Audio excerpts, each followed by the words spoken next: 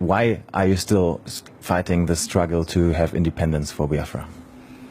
We are fighting for independence, not fighting physically with guns and bullets. We are fighting in terms of our agitation. We are fighting in terms of our belief.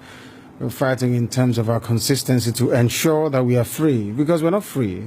As a free people, we can afford to make life better for our people. Right now, we can't do that because of how Nigeria is structured and because of the very flawed foundations upon which Nigeria rests. You called for a referendum latest this year, November, you said, I think. Yes.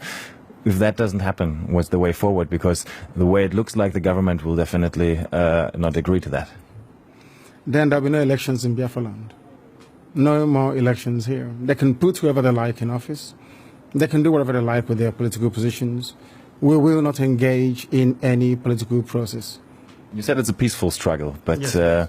there are some videos of you appearing in the past, especially abroad, in particular in one conference in the US, where you said you need weapons to defend yourself, you need guns and ammunition.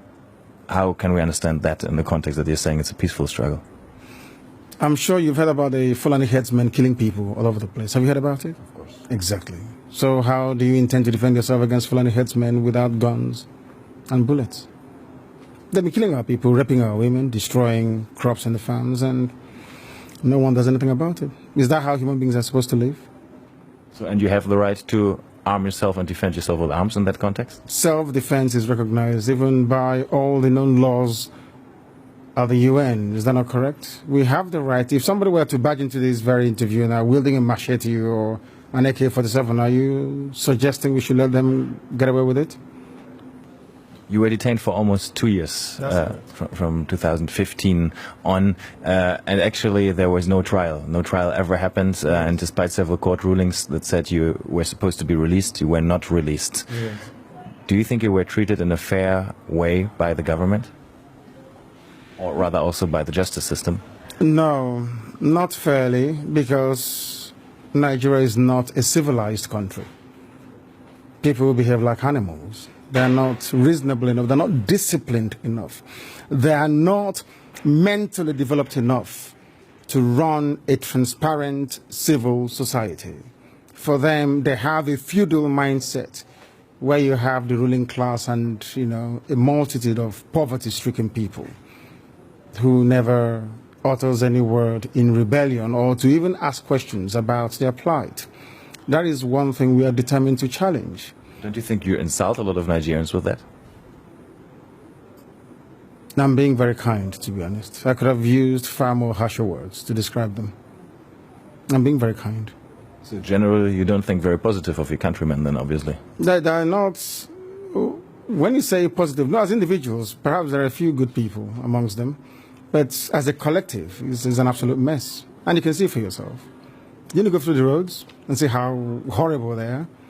Didn't you see how unkempt everywhere is? How filthy and dirty everywhere is?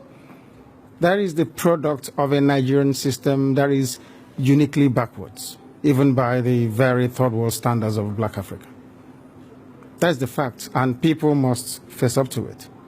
Well, I traveled in the north quite extensively, and I went to very remote areas sometimes where you would still find Igbo people living there, peaceful together with communities in the north. Don't you sometimes think that you might endanger their peaceful coexistence with the communities there, that they might get into trouble with that?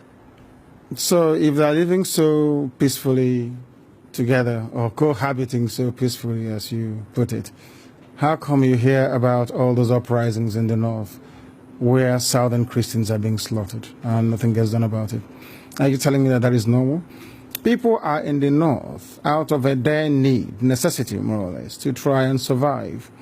Because here, the entire production process has been emasculated by people and policies that are geared towards ensuring that our people exist in perpetual state of poverty.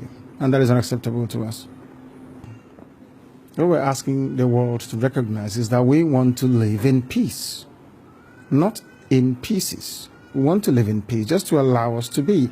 Allow Biafra to exist. We were existing before the British came. Just allow us to go back to, what we were before.